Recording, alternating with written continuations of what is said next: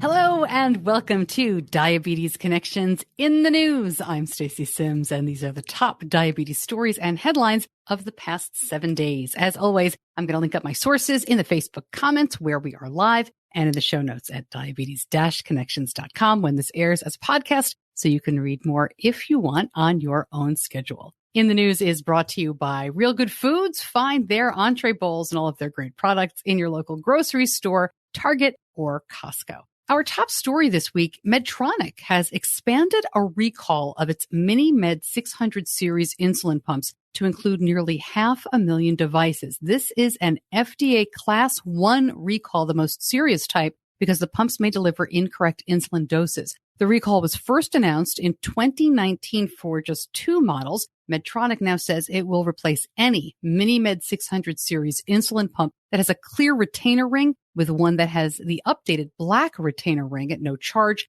That's even if there is no damage and regardless of the warranty status of the pump. There is a lot more to this, including directions on how to check if your pump may be affected and who to call. I'm going to put all of that here in the Facebook comments and in the show notes. If you use Medtronic, please check. Enrollment is underway for the first pediatric trials for Afrezza inhalable insulin. This will involve children ages 4 to 17 living with type 1 or type 2 diabetes. It's called the INHALE-1 Phase 3 trial. They're going to look at changes in A1C after 26 weeks and then changes in fasting glucose after another 26 weeks. If you're interested, we've got the link for more info in this study and to learn about enrollment. Afrezza was approved for adults back in 2014. Last week, we told you about the glucagon emergency kit recall from Lilly. Well, Reuters is reporting that the kits were made in a factory previously cited for quality control violations, including several involving the glucagon product. Lilly had received a report of a patient who experienced seizures even after being injected,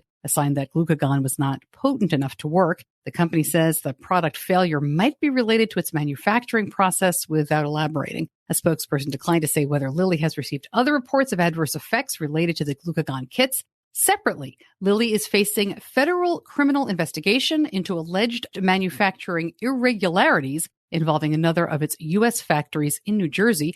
Reuters is following both stories, and of course, we will too. Big new report on adults with type 1 called a forgotten population in this write-up. The consensus statement covers diagnosis, goals, targets, schedule of care, self-management education, lifestyle, glucose monitoring, insulin therapy, hypoglycemia, psychosocial care, and much more. This is a joint statement from the American Diabetes Association and the European Association for the Study of Diabetes. Their last consensus report on type 2 diabetes has been highly influential, these researchers say, so they recognize the need to develop a comparable report specifically addressing type 1 diabetes in adults. Adults with type 2 on statin therapy may see worsening diabetes symptoms. Important caution, these researchers are quick to say association does not prove causation. No patient should just stop taking their statins based on this study. These are cholesterol-lowering medications with brand names like Lipitor and Crestor. Statin users had a 37% higher risk for diabetes progression,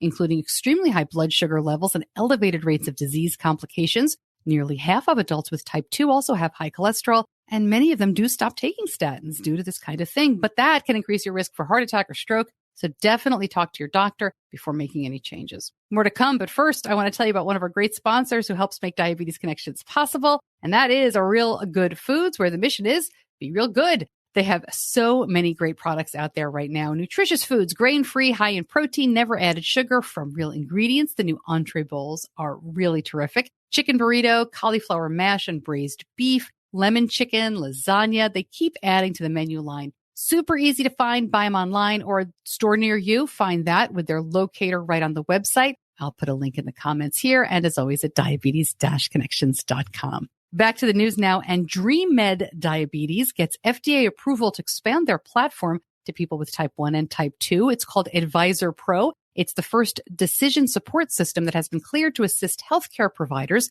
in the management of diabetes patients who use insulin, as well as CGMs and meters. Now, we spoke to these folks on the podcast last year, and they say Advisor Pro aims to solve the massive worldwide shortage of endocrinologists by empowering primary care clinicians to be able to provide expert-level endocrinology care to diabetes patients. The company's founder says next step to develop and extend the technology to cover all injectable or oral medications for diabetes.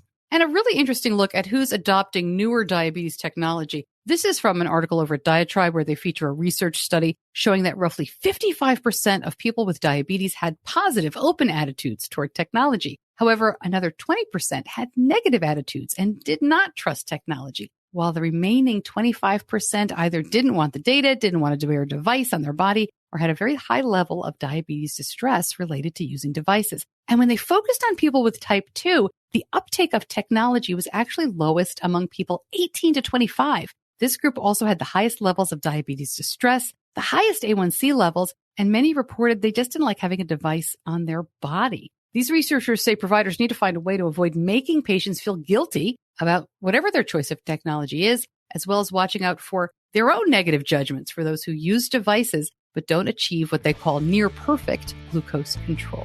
All right, well, please join me wherever you get podcasts for our next episode. The one out right now is all about the film Pay or Die, an upcoming documentary about insulin access and affordability. And that is in the news for this week. If you like it, please share it. Thank you so much for joining me. I'll see you back here soon.